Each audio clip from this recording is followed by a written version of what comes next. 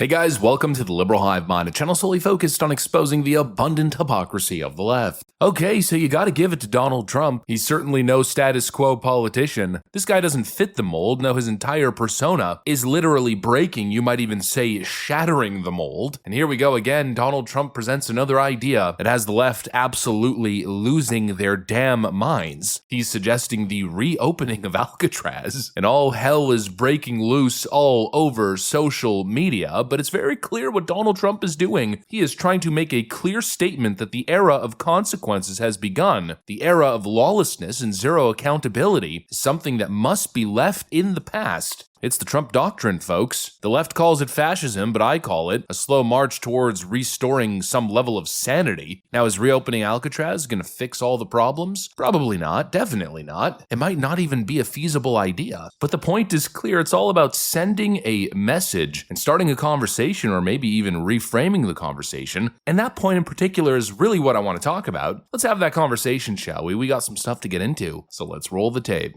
All right, folks, so Trump floats the Alcatraz idea. Take a look. To reopen Alcatraz, how will you use it? How did you come up with the idea? Well, I guess I was supposed to be a movie maker. We started with the movie making and we'll end. I mean, it represents something very strong, very powerful in terms of law and order. Our country needs law and order. Alcatraz is, I would say, the ultimate, right? Alcatraz, Sing Sing and Alcatraz, the movies. It's right now a museum, believe it or not. A lot of people go there. It housed the most violent criminals in the world, and nobody ever escaped. One person almost got there, but they, as you know the story, they found his clothing rather badly ripped up. Nobody's ever escaped from Alcatraz, and so we're going to look at it. Some of the people up here are going to be working very hard on that, and we had a little conversation. I think it's going to be very interesting. We'll see if we can bring it back in large form, add a lot, but I think it represents something. Right now it's a big hulk that's sitting there rusting and rotting. It sort of represents something that's both horrible and beautiful and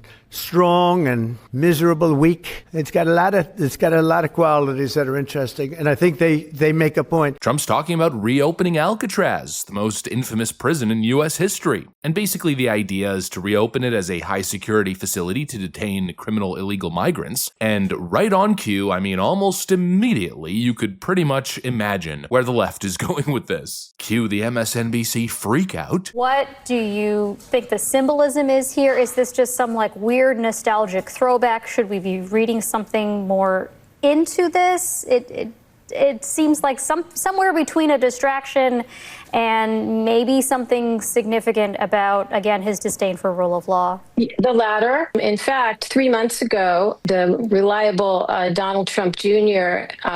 Did what we call in my area of work a trial balloon. He posted, hey, maybe we should reopen Alcatraz. And then the MAGA world picked it up, and then it became a thing. And that's what propagandists do. They dump something as a trial balloon, a little floater, and then it becomes possible. And it becomes like a thing you could think of doing. And then lo and behold, now he wants to do this. So that's a good example of this process that authoritarians do. The other is that, sure, look at these priorities. We're cutting Social Security. We're cutting child welfare. Catherine, you wrote an op-ed on the war on children, and I'm writing about this too. It's just totally tragic. And yet there's money to not just reopen Alcatraz, just refurbish it. Like it's another real estate deal for Donald Trump to refurbish it. And so this shows you the priorities of the regime, which is, mass incarceration in the worst circumstances possible. I wouldn't put it past them to be inspired by Bukele's gulag in El Salvador to remodel Alcatraz. Yep, and if it actually happens, you can imagine the headlines already. Donald Trump imprisons 2-year-old American citizen, an innocent child in the infamous Alcatraz prison. Yeah, I mean, talk about beating a dead horse. Talk about having absolutely nothing to say other than Trump is a fascist. Here we frickin' go again, but anybody with a functioning brain can see exactly what this is. It's symbolism. It's a symbolic gesture, a deterrent. The system is absolutely broken, obviously overwhelmed, and now we've got activist judges claiming that every illegal migrant, even those tied to violent gangs, need a full day in court before deportation. And so Trump's maybe floating a little bit of a creative idea, a solution, saying no longer will the old status quo exist where you come into the country illegally, then commit a crime and be released the next day with no bail. No, he's saying you come into our country illegally and we catch you committing a crime, we'll send you to Alcatraz until you get your so-called day in court. He's basically saying no more catch and release, no more open door chaos. And honestly, it's a breath of frickin' fresh air. We're at the point where insane concepts like crime tourism are becoming normal. As a Californian, as an Angelino,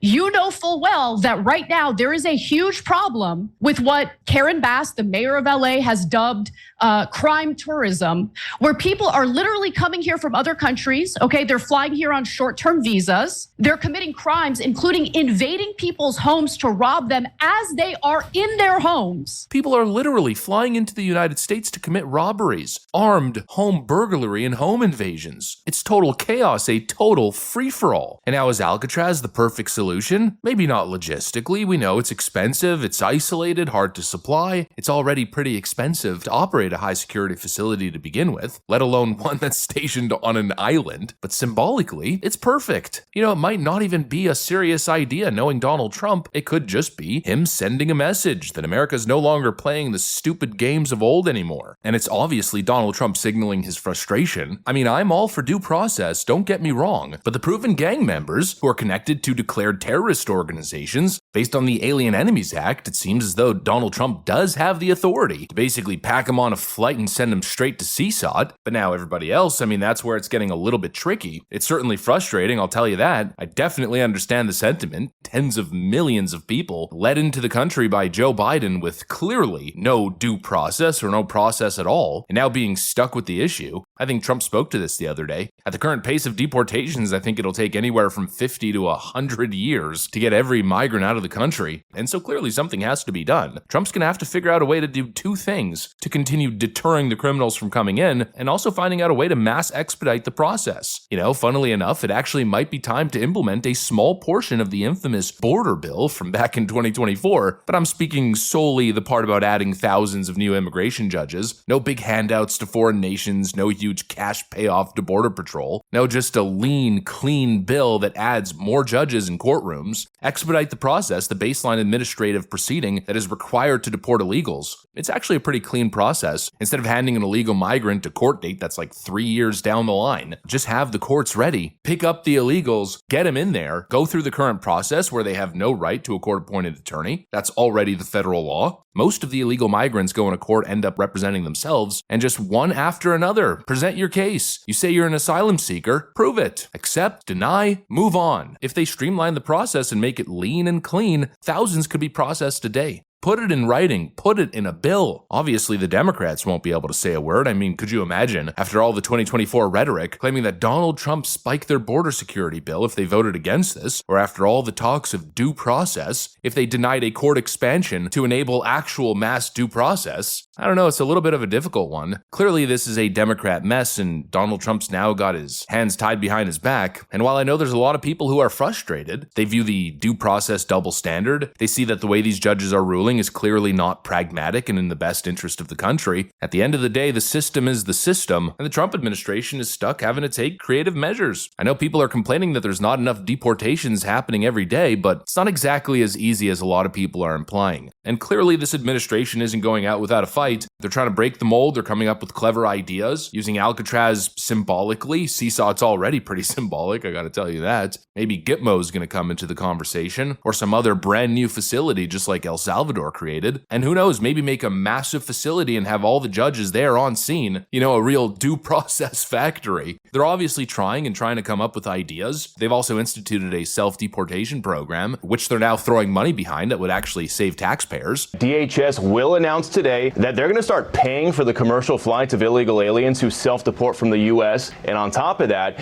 they're going to pay them an additional $1,000 stipend once they're confirmed to have left the country. Now, DHS says doing this is going to be significantly cheaper for the American taxpayer. They tell us that right now it costs on average about $17,000 to arrest, detain, and deport someone. They say paying for self-deportations and the stipend will only cost about $4,500 per person. That's about 70% cheaper. Aliens are going to have to register to self-deport on the new CBP Home app to access that DHS financial assistance, as well as announce their intent to leave the country. DHS Secretary Kristi Noem tells Fox in part, quote, "If you are here illegally, self-deportation is the best, safest, and most cost-effective way to leave the United States to avoid arrest." It's a complicated issue, and maybe the combination of all these different things will eventually start leading to results. Create a clear deterrence, use whatever federal authorities are available to the president in the Alien Enemies Act, create a self-deportation platform, and expand the due process infrastructure, let's say. I know there's a lot of doubt and discontent and claims especially coming from the left about fascism and the rise of authoritarianism, but at the end of the day, what I'm seeing is an administration working overtime to actually solve frickin' problems, the systemic rot of the immigration system, and the enabled invasion of the country from the previous administration. And so I'm thinking, hey, at least they're trying and doing everything in their power while navigating the complex legal system. Anyways, that's pretty much it. That's what I got for you guys. Hopefully you enjoyed the video. If you did, make sure to leave a like and possibly subscribe. Thanks for watching, and I'll see you on the next one.